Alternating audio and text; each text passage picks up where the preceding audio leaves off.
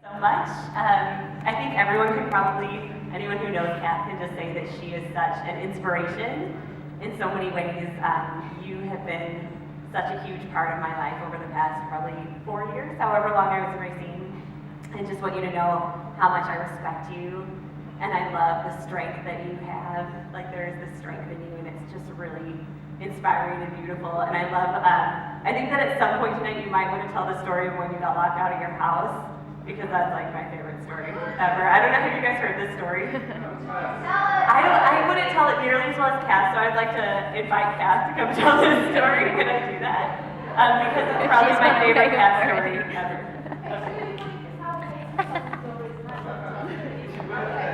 So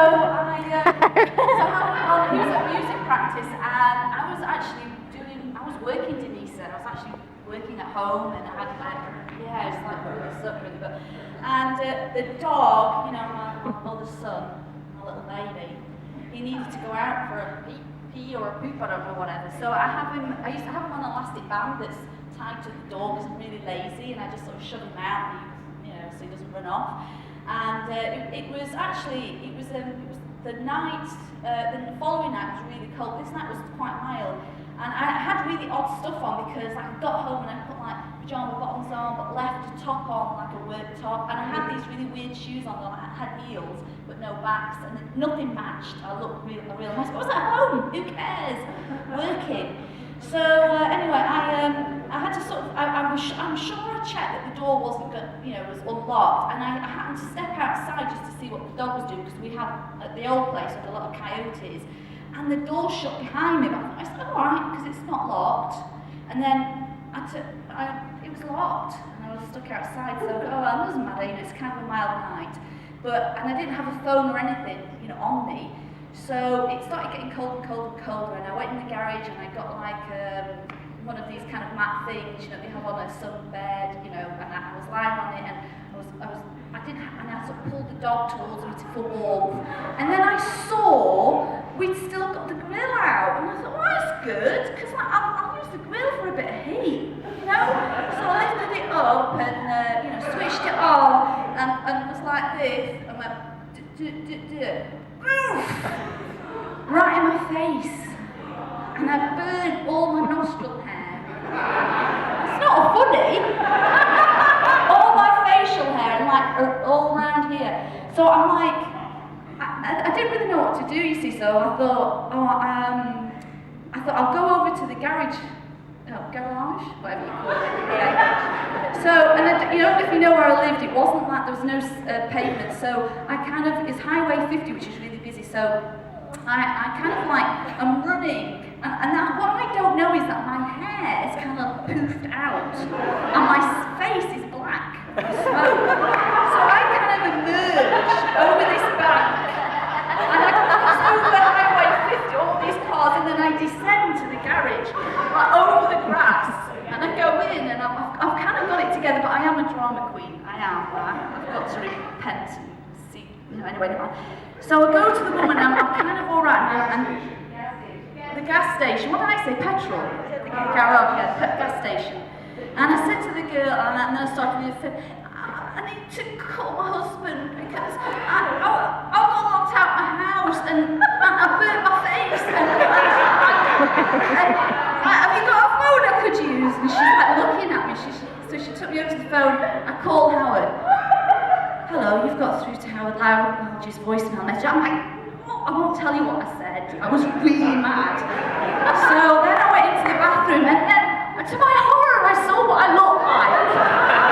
I mean, my hair is like out here, and I've got all these odd clothes on. I mean, I look a sight, and these flippy floppy high heel shoes, I can hardly walk. So I came out and I'm crying, and I can't get to my husband. Just, my face is burnt, and I've got no nostril hair.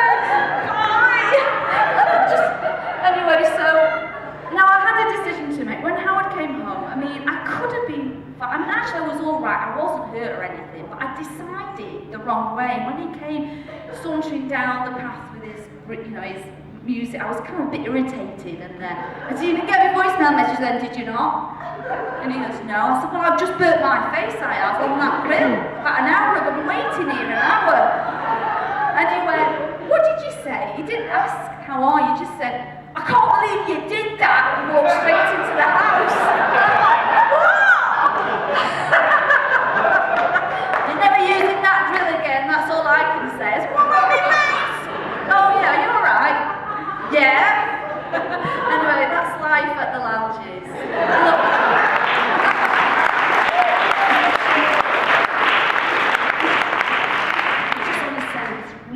good. He's a really nice husband, and he's very caring. So, but anyway, that's the story Stacey was talking about. Is do it okay?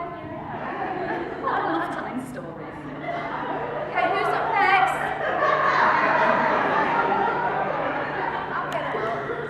So while we're on burning things stories, do you remember how we met? Okay. I first met Cath when she was over here for Kim and John's wedding. And she was staying at Ronnie's house. And she decided to cook us a proper British dinner. Yeah, she cooked us a proper British dinner. But the problem was she didn't know proper American kitchens. And there were just a few issues. Like the bread pudding was kind of burning. Was it the roasted potatoes? Roasted potatoes, what you have to do is you have to heat up the oil really hot. But it started smoking, and I think it almost like set off the fire alarm and, started smoking the kitchen. So because that was kind of ruined, she just kind of washed it out down the garbage disposal, except American garbage disposals were a new thing too. And you can't put all the stuff in there. So the sink was coming back up with all of its grease. And poor Cath here was, she was just a young British girl. And in an American home. But you know what? She came back to us after that. And I remember when she came back, we talked about if you can come back after the experiences of trying to cook British meals in American homes, you must really love us here. And we love you. So it was a memorable first visit, but it has been just fun since then. And I really do love Cath's cooking. I did vow I'd never return to America and had to repent so I could come. But yeah, I do remember that. I'd forgotten actually. Thank you very much, Louise, for reminding me. It's awful night. I'm going to do Sunday morning announcements. Are ready? Good morning, Racine! Now, the potluck and swim, which is going to be next Sunday. Anybody else?